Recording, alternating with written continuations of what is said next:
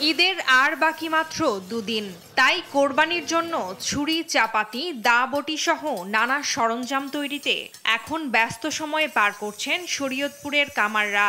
আর এগুলো কেনা সহ পুরাতন দা বটি, ছুরি শান দিতেও শেষ মুহূর্তে কামারপাড়ায় ভিড় করছেন অনেকে। দিনরাত যেন দম ফেলার সুযোগ নেই কামারদের। শরীয়তপুরের বিভিন্ন বাজারে ১০০ থেকে ২০০০ টাকায় বিক্রি হচ্ছে এসব সরঞ্জাম। দাম কিছুটা বাড়লেও পছন্দসই সরঞ্জাম পেয়ে খুশি ক্রেতারা। গত বছরের তুলনায় লোহার দাম বেশি এবং শ্রমিকদের মজুরি বাড়ায় আগের মতো লাভ থাকছে না বলে জানান কামাররা। ১৫-২০ বছর আগে যেভাবে আমরা কামারের চাহিদাটা পাইছি, এখন ওইটা আমরা পাইতেছি না। আমার একটু বিলুপ্তির মুখেই এই শিল্পটা। আমার ৭৬ বছর বয়স, ১৬ বছর থেকে শুরু করছি, খাইতেই মরি, পয়সা তো পাই না। বেচাকানি মনে করি যেগুলোকে একটু হয়, আর এই ১২ মাস কালি করি আমরা। এই কাজটা অনেক পরিশ্রমের কাজ, ঠিক আছে?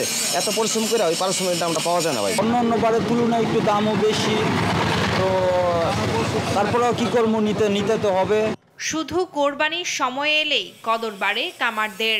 বছরের বাকি সময়টা তাই অনেকটাই হতাশায় কাটে তাদের। নিউজ ডেস্ক, দেশ টিভি।